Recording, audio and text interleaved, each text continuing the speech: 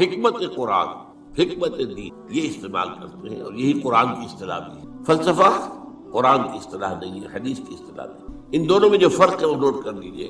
فلسفہ خالص منطق کی بنیاد پر آگے چلتا، جہاں کوئی چیز منطقی طور پر ثابت نہ ہو وہاں فلسفہ رک جائے، آگے نہیں بڑھے۔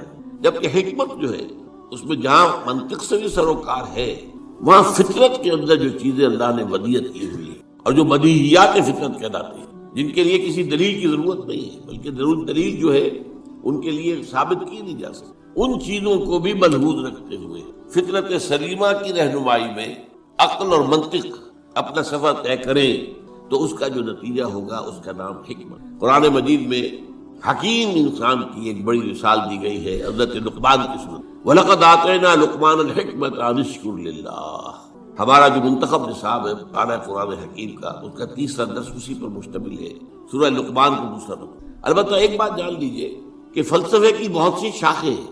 منطق خود ایک فن ہے اگرچہ، لیکن وہ فلسفے کی شاخ شمار ہوتا ہے۔ ایک زمانے میں نفسیات بھی فلسفے کی شاخ تھی، یہ سب فلسفے کی، لیکن اب جو ہے فلسفے کے لیے علیحدہ علیحدہ نام اس کی مختلف شاخوں کی۔ ایک کا نام ہے میٹا فزکس۔ میٹا فزکس جو ہے اس کا براہ راست تعلق جو ہے دین کے ساتھ۔ ایک ہے فزیکل ورلڈ، وہ جو ہم اپنے حواس سے خمسہ سے جس کے بارے میں معلومات حاصل، جو مادی کائنات ہے، چاہے ہم نے اپنی ننگی آنکھ سے دیکھا، چاہے ٹیلیسکوپ سے دیکھا۔ دیکھنے والی شے تو آنکھ ہی ہے نا، ٹیلیسکوپ تو کچھ نہیں دیکھتی، دیکھتی تو آنکھ ہے۔ ٹیلیسکوپ نے اس آنکھ کا دائرہ بہت وسیع کر، مائکروسکوپ سے دیکھا تب بھی دیکھا تو آنکھ نے ہے، مائکروسکوپ دیکھنے والی شے نہیں۔ تو چاہے انسان نے اپنے حواس خمسہ سے مجرد جو ایسے کہ وہ ہے ان سے کام لے کر کچھ معلومات حاصل کی، خواہ اس میں جو اضافے ہو گئے، دوربین آ گئی، خوردبین آ گئی، وغیرہ وغیرہ، ان سب سے جو بھی چیز ہمیں معلوم ہوتی ہے وہ فزکس کا دائرہ ہے، طبیعیاتی علوم، فزیکل سائنسز۔ میٹا فزکس اس کا نام ہے جہاں یہ کہ حواس جو ہے یہ ساتھ نہیں دے سکتے، حواس کے دائرے سے باہر۔ میٹا فزکس، فزکس اور میٹا فزکس یہی فرق ہے۔ اب ظاہر بات ہے، میں نے ابھی جو آیات آپ کو سنائی ہیں سورہ بقرہ کی ابتدائی آیات اس اعتبار سے بہت اہم ہے۔ الف لام میم ذالک الکتاب لا ریب فیہ ھدی للمتقین الذین یؤمنون بالغیب۔ قرآن مجید سے استفادے کی شرط اول ہے غیب پر ایمان۔ غیب وہی چیز ہے جو آپ کے حواس کے ذریعے سے آپ کی گرفت میں نہیں آتی، آپ کے علم میں نہیں آتی۔ اب ظاہر بات ہے ذات باری تعالیٰ ہے، ظاہر ہمارے دائرہ حواس سے، بلکہ عقل سے، وہم سے، خیال سے، سب سے ماورا، وراء وراء ثم وراء وراء۔ فرشتے ہیں انہیں ہم نہیں دیکھ سکتے، اور اسی طریقے سے وحی ہے، وہ کیا ہے ہم نہیں دیکھ سکتے، نہیں جان سکتے۔ یہ سب جو ہے میٹا فزکس کا میدان ہے، اور فزکس کا میدان وہ ہے جو کچھ ہم دیکھ سکتے ہیں۔ میٹیریل ورلڈ ہے، جو بھی میٹیریل چیزیں ہیں وہ فزکس کی، اور وہ میٹا فزکس۔ تو قرآن کا جو میٹا فزکس ہے، اب ظاہر بات ہے کہ جب سائنس بہت آگے بڑھ گئی ہے، فزیکل سائنس، تو ضرورت اس امر کی تھی اور اب بھی ہے کہ قرآن کے میٹا فزکس کے ساتھ جدید فزکس سے حاصل شدہ معلومات کو جوڑا جائے، دیکھا جائے۔ یہاں پہ تضاد تو نہیں ہو سکتا، ناممکن ہے۔ اور بہترین بات ہے جو ڈاکٹر رفیع الدین مرحوم نے لکھی، Quran is the word of God and this universe is the work of God. کس نے بنایا ہے اس کو؟ یہاں کے قانون طبیعی جو بھی ہے، فزیکل لاز، کس نے بنایا ہے؟ یہ ساری کائنات کس نے بنائی ہے؟ کون اس کو چلا رہا ہے؟ یدبر الامر من السماء الى الارض، کون؟ اللہ۔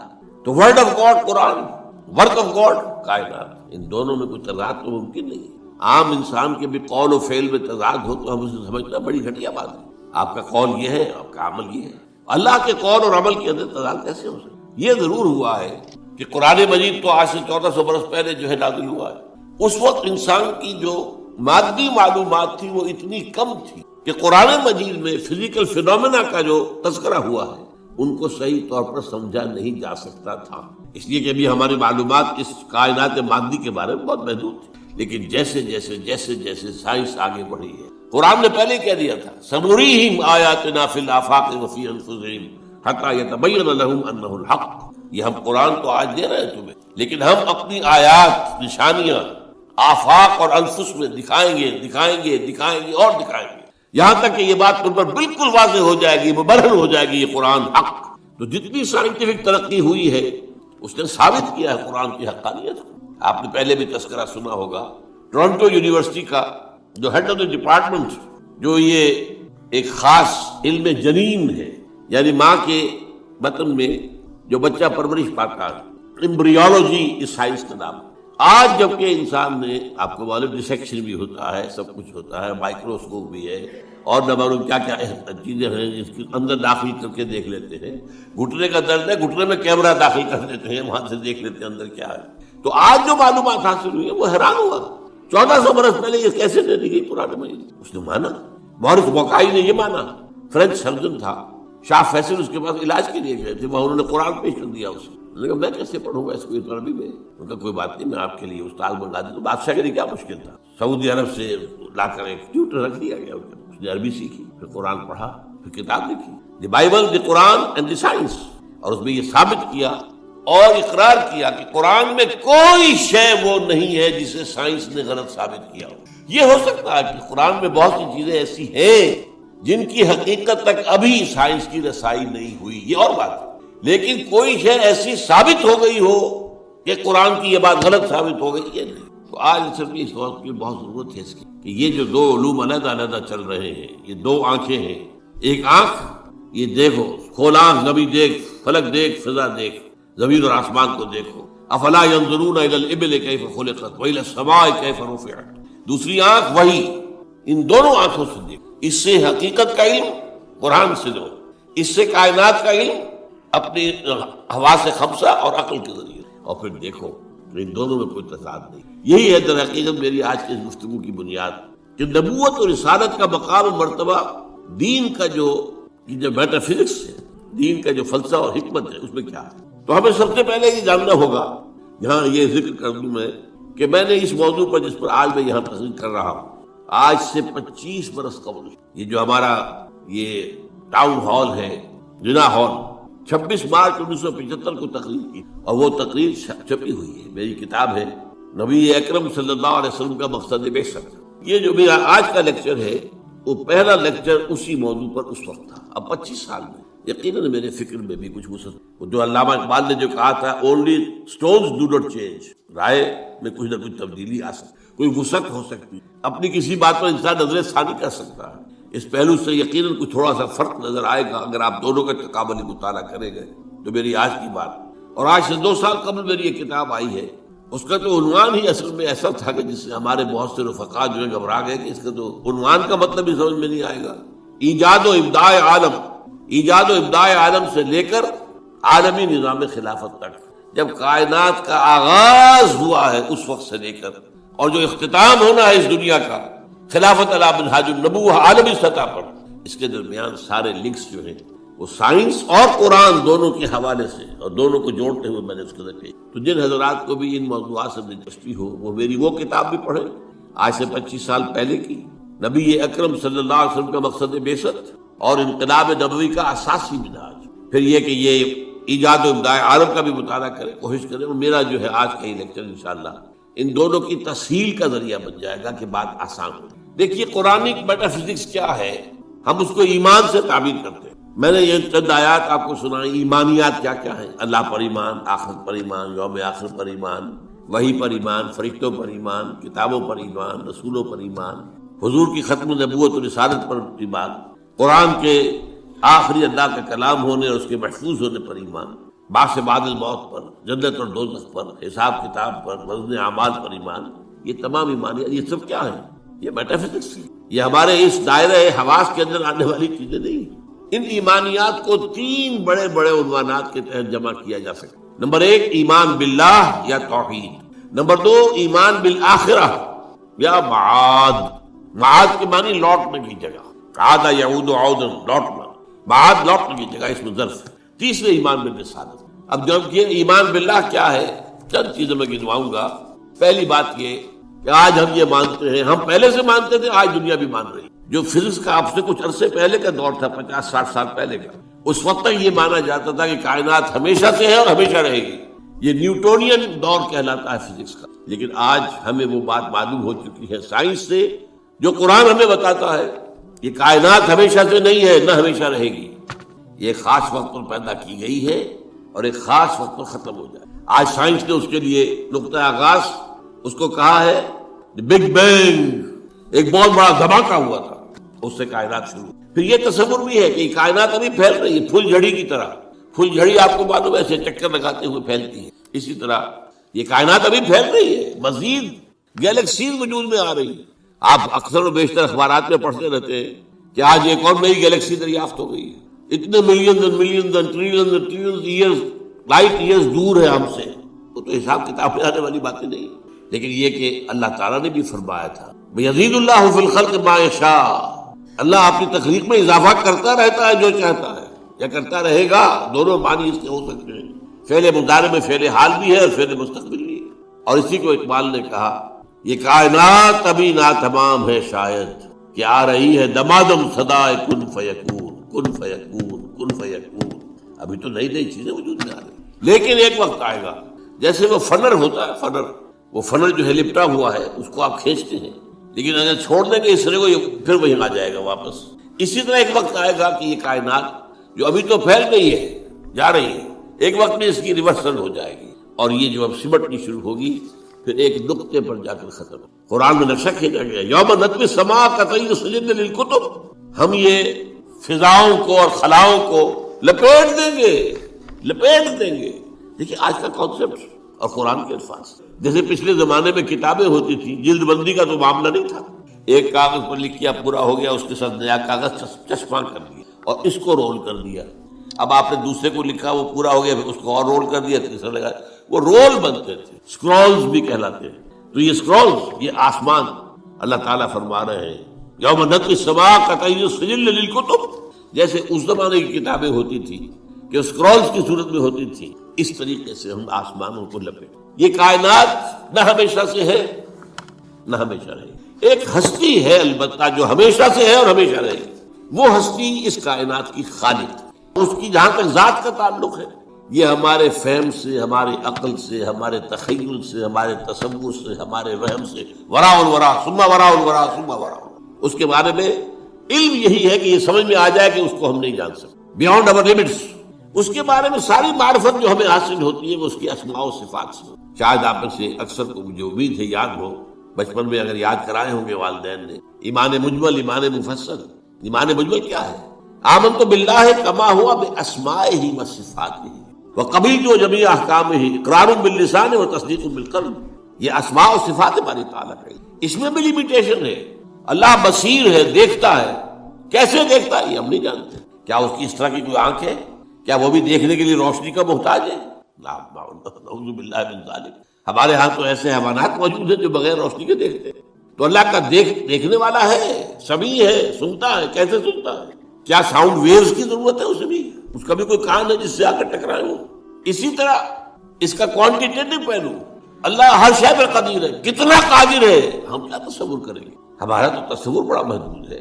یوں سمجھیے کہ ہمارے دماغ کی مثال اس سنار کی جو ترازو ہوتی ہے، تولے ماشے یہی تو لیں گے نا، اس پر ٹنوں تو نہیں تول سکتا. سریا لا کر آپ اس پر تولنا چاہیں تو اللہ تعالیٰ کی اسماء و صفات کا بھی وہ کتنا قدیر ہے، کتنا بصیر ہے جو ہم نہیں جانتے. لہذا معلوم ہوا کہ اللہ تعالیٰ کی بات کے بارے میں ہماری معلومات بہت ہے. بس یہ ہے، ایک بڑا پیارا شعر ہے، دور بینان بارگاہ الست جز پہ این برداند کے ہست. ہست یہ بارگاہ الست جو ہے، یہ جو ہم عہد کر کے آئے تھے اللہ سے، الست بربکم قالوا بلی. تو بارگاہ الست اللہ کی بارگاہ، جو لوگ اس بارگاہ میں دور تک دیکھ سکتے ہیں وہ سوائے اس کے اور کچھ نہیں کہتے کہ بس یہ تو ہمیں معلوم ہے کہ ہے، لیکن کیا ہے، کیسا ہے، کتنا ہے، کیسے دیکھتا ہے، کیسا اس کا چہرہ ہے. حالانکہ قرآن میں لفظ آیا چہرہ، کیسے اس کے ہاتھ ہے، قرآن میں لفظ آیا ہاتھ. دور بینان بارگاہ الست جو پئین برداند کے ہست. اس کی میں مثال دیا کرتا ہوں. دیکھیں کوئی دیوار ہے بہت بڑی فصیل ہے، اب آپ دیکھ رہے ہیں اسے تو آپ کو اندازہ ہو گیا کہ ہوگی اتنی کوئی 100 فٹ اونچی ہوگی. چلیے جہاں تک نظر آ رہی ہے اتنی لمبائی ہے، اس کے اوپر کوئی رنگ وغیرہ ہے وہ بھی نظر آ گیا. کوئی اندھا شخص ہے وہ کیا کرے؟ وہ جا کے دیکھے گا، ٹٹورے گا، ہے بھائی فصیل تو ہے، کتنی اونچی ہے اسے کیا پتا، وہ تو نہیں دیکھ سکتا. یہ وہ ہے کہ دور بینان بارگاہ الست جس پہ این برداند کی ہست ہے ضرور. یہ جو اللہ ہے جس نے اس کائنات کو پیدا کیا، سارے نام اچھے نام اسی کے. ارید اللہ عبد الرحمن ایما تدعو فلہ الاسماء الحسنی. چاہے اللہ کہہ کر پکار لو، چاہے رحمان کہہ کر پکار لو، جس کو بھی پکارو یہ جان لو کہ تمام اچھے نام اسی کے، تمام اچھی صفات اسی کے اندر اور بتمام و کمال ہے. وہ علی کل شیء قدیر ہے، بکل شیء علیم. ہر چیز پر قادر، ہر چیز کا دیکھنے ہو. پھر وہ تنہا ہے، تنہا اپنی ذات میں تنہا، لا شریک لہ، کوئی شریک نہیں، نہ صفات میں شریک ہے نہ اختیارات میں شریک ہے، وہ تنہا ہے. لا مثل لہ ولا مثال لہ ولا مثیل لہ ولا ضد لہ ولا ند لہ ولا کفو لہ. یہ ہے اللہ کی ذات کے بارے میں ہمارے تصورات کا. اب آئیے دوسرا، ایمان بالآخرہ. اس اللہ نے جو اس کائنات کو تخلیق فرمایا ہے، اس میں اس کی تخلیق کا کلائمیکس انسان ہے. اس کی میں تفصیل ذرا بعد میں بیان کروں گا، ابھی یہ مضمون ختم ہو جائے. تخلیق کا کلائمیکس انسان. اس انسان کی یہ زندگی جو ہے، جسے ہم اپنے محدود مشاہدے کی وجہ سے سمجھ بیٹھتے ہیں 60 70 80 برس، وہ بہت بوڑھا ہو گیا، 90 برس، 100 برس، کوئی 100 کراس کر گیا تو اخبار میں خبریں آ جائیں گی. بس نہیں، یہ انسان مسجود ملائک بنایا. یہ کلائمیکس ہے اللہ کی تخلیق. اور ایک خاص بات نوٹ کیجئے، اللہ نے فرمایا خلقتہ بیدی، میں نے اسے اپنے دونوں ہاتھوں سے بنایا. دونوں ہاتھ کون سے ہیں؟ ایک عالم امر ہے اور ایک عالم خلق ہے، تو ابھی میں بتاؤں گا آپ کو. اور یہ عالم و خلق یا اللہ کی ذات میں جمع ہے یا انسان کی ذات میں جمع ہے. باقی پوری کائنات میں یا کوئی شے ہے تو عالم خلق کی ہے، یا دوسری ہے تو عالم امر کی. دونوں چیزیں جمع ہیں اللہ کی ذات میں اور انسان میں. اسی لیے حدیث ہے ان اللہ خلق آدم علی صورتہ، اور یہ حدیث ابو ہریرہ سے ہے رضی اللہ تعالی عنہ، اور بخاری اور مسلم دونوں میں. اللہ نے آدم کو اپنی صورت پر بنایا ہے. اب اس سے اونچا مقام کیا ہوگا؟ کیا ایسی عظیم ہستی کی زندگی بس 40 50 60 70 80 برس؟ اس میں بھی کچھ حصہ تو بچپن کا گزر گیا، ابھی ہوش ہی نہیں، شعور ہی نہیں. بعد میں بھی 80 کی بات ہو، 70 کی بات ہو، تو انسان کے جو ہے حواس ٹھیک نہیں رہتے، علم ختم ہو جاتا. نہیں، قرآن کیا بتاتا ہے؟ یہ بات وہ ہے جو افسوس ہے، صد افسوس، کہ آج بالکل ذہنوں سے خارج ہے. انسان کی زندگی بہت طویل ہے، بہت طویل ہے، بہت طویل. علامہ اقبال جو کہتے ہیں، تو اسے پیمانہ امروز و فردا سے نہ جاویداں پہم دما ہر دم جمع ہے زندگی. کیا یہ ایسے ہی بڑھ کھانکتی ہے انہوں نے؟ نہیں، یہ قرآن کا مطالعہ ہے. 5 زندگیاں ہیں انسان کی، جن میں سے 2 ان میں سے ڈورمنٹ ہے، سوتے ہوئے گزری، اور 3 ایکٹیو ہے. سب سے پہلے انسان کو عالم ارواح میں پیدا کیا گیا، صرف روحیں تھی، جسم نہیں تھا، اور یہی عالم امر ہے، روح. یسألونک عن الروح قل الروح من امر ربی. یہ آپ سے روح کے بارے میں پوچھتے، فرما دیجئے یہ روح میرے رب کا امر ہے، امر. اس کے بعد اسی امر کے دوران، اسی روحانی زندگی کے دوران عہد لیا گیا، الست بربکم قالوا بلی. ساری ارواح آدم سے لے کر آخری انسان جو دنیا میں آئے گا، سب کی ارواح موجود تھی. میری، میرے والد کی، میرے دادا کی، پردادا کی، سگڑ دادا کی، آدم تک، اور میرے بیٹے کی اور پوتے کی اور پڑ پوتے کی، اور آخری انسان جو آئے گا دنیا میں، تمام انسانوں کی ارواح. الارواح جنود مجندہ، حدیث میں الفاظ ہے، لشکروں کے لشکر، تمام ارواح انسانیہ پیدا کر دی، لیکن جسم کسی کا نہیں تھا. ان سے عہد لیا گیا، الست بربکم قالوا بلی. کیا میں نہیں ہوں تمہارا رب، مالک، آقا، حاکم، پروردگار؟ سب یقیناً ہے اللہ، تو ہی ہمارا حاکم ہے، پروردگار ہے، عالم. پہلی زندگی یہ ہے. اس کے بعد سلا دیا گیا. نیند اور موت میں زیادہ فرق نہ سمجھیے. موت جو ہے وہ بھی ایک طرح کی نیند ہے، اور نیند بھی ایک طرح کی موت ہے. چنانچہ جو دعا مسنون ہے، جب صبح آپ اٹھیں تو آپ کی زبان پر جو دعا آنی چاہیے، اگر آپ کو یاد ہو حضور کی دعا، الحمدللہ الذی احیانی بعد ما اماتنی والیہ النشور. اس اللہ کا شکر ہے جس نے مجھے زندہ کیا اس کے بعد کہ مجھے مردہ کر دیا تھا. نیند مردہ ہوتا ہے انسان جب اس کا شعور ہی نہیں. تو یہ در ہے. اور موت جو اب آنے والی ہے، موت معدوم ہونے کا نام تو نہیں ہے. مردہ پڑا ہے، زندگی تو نہیں ہے، لیکن یہ کیا معدوم ہو گیا؟ معدوم ہے، موجود ہے. اور دوسری بات یہ کہ ہمارے علم کے مطابق تو یہ ہے کہ ادھر سے ادھر منتقل ہونے کا نام ہے موت. ہم تو انتقال کہتے ہیں نا. بھائی آپ لاہور سے کراچی منتقل ہو گئے، اللہ خیر صلی اللہ، آپ ایک عالم سے دوسرے عالم میں منتقل ہو گئے. عالم دنیا سے عالم برزخ، عالم برزخ سے عالم آخرہ. تو پہلی زندگی عالم ارواح میں، جبکہ ہمارے پاس جسم نہیں تھے. پھر سلا دیا گیا، یہ دوسری زندگی ہے، لیکن یہ موت کی کیفیت یا نیند کی کیفیت. پھر ہماری تیسری زندگی آئی ہے اس دنیا میں، رحم مادر میں، جب حیولہ بنا ہے اور 120 دن کا جنین ہو گیا، امبریو ہو گیا، پھر اللہ فرشتے کو بھیجتا ہے. یہ حدیث ہے اور متفق علیہ روایت ہے. بدقسمتی سے جو چیزیں ہمارے مادی ذہن سے ٹکراتی ہیں، ہم انہیں قبول نہیں کرتے. مادیت کا اتنا غلبہ ہے کہ جو چیز بظاہر اس مادی کیفیات اور مادی قوانین اور ضوابط کے تحت نہیں آتی، ہم ان کو ریجیکٹ کر دیتے ہیں. حالانکہ وہ عالم ہی اور ہے، یہ عالم اور ہے. روح اس مادی عالم کی شے نہیں ہے. حدیث میں آتا ہے، حضرت عبداللہ ابن مسعود رضی اللہ تعالیٰ عنہ کی روایت ہے کہ رحم مادر میں 40 دن وہ جو امبریو ہوتا ہے وہ نطفے کی شکل میں ہوتا ہے، پھر 40 دن علقہ، پھر 40 دن مضغہ، ثم یرسل الملک فینفخ فیہ الروح، پھر فرشتے کو بھیجا جاتا ہے اور وہ فرشتہ اس میں روح پھونکتا ہے۔ یہ اس کی تیسری زندگی شروع۔ یہ جس کی زندگی ہے روح جمع جسم، یہ ہماری حیات دنیاوی، روح جمع جسم، اور زندگی کون سی ہو گئی ہے؟ تیسری، عالم ارواح کی۔ پھر وہ کولڈ سٹوریج میں جہاں سلا دیے گئے، ڈمپ کر دیے گئے، پھر یہ دنیا کی زندگی 70-80 جو برس آنے، پھر موت آئی، چوتھی زندگی شروع ہو گئی، عالم برزخ۔ وہ زندگی ہے، موت نہیں ہے، اس کو تو سب مانتے ہیں۔ عذاب قبر ہم مانتے ہیں، قرآن سے ثابت ہے۔ بعض لوگ یہ سمجھتے ہیں کہ سب قرآن میں ذکر نہیں ہے، غلط بات ہے، لیکن میرے پاس زیادہ وقت نہیں ہے۔ برزخ کے اندر زندگی کی ایک کیفیت ہے، اس کے اندر جیسے کہ ہمارے یہاں بڑی ویسے چھڑ گئی ہیں، حضور کی زندگی کیسی ہے؟ آیا ایسی ہے جیسے دنیا میں تھی یا اس سے کچھ مختلف ہے؟ تو میں کہا کرتا ہوں دنیا کی زندگی تو اتنی اچھی زندگی نہیں ہے، حضور کو جو زندگی ہے عالم برزخ میں، اس کا تو ہم تصور بھی نہیں کرتے۔ اس عالم برزخ میں کہا گیا شہداء کو وَلَا تَقُولُوا لِمَن يُقْتَلُ فِي سَبِيلِ اللَّهِ أَمْوَاتٌ بَلْ أَحْيَاءٌ وَلَٰكِن لَّا تَشْعُرُونَ۔ اللہ کی راہ میں شہید ہو جانے والوں کو اموات مت کہو، مردہ مت کہو، زندہ ہے، تمہیں اس کا شعور نہیں۔ ہمیں شہداء کی زندگی کا شعور نہیں، پھر صدیقین اوپر ہے، پھر انبیاء ان کے اوپر ہے، پھر رسول ان کے اوپر ہے، سب سے اوپر سید المرسلین ہے۔ کیا زندگی ہوگی، ہم کیا تصور کر سکتے؟ ما لا عین رأت ولا اذن سمعت ما خطر علی قلب بشر۔ بہرحال پھر یہ چوتھی زندگی آ گئی، پھر آئے گا، پھر سور پھونکا جائے گا، اور پھر فَإِذَا هُمْ قِيَامٌ يَنظُرُونَ، تو سب زندہ ہو کر دوبارہ کھڑے ہو جائیں گے۔ وہ یوم القیامہ ہوگا، کھڑے ہونے کا دن، اور اس سے ہمارا 5واں دور شروع ہو جائے گا، حیات اخروی۔ اچھا، حیات اخروی کے بارے میں ہمارا کیا ایمان ہے؟ کیا وہ کبھی ختم ہونے والی ہے؟ وہ تو ابدی ہے۔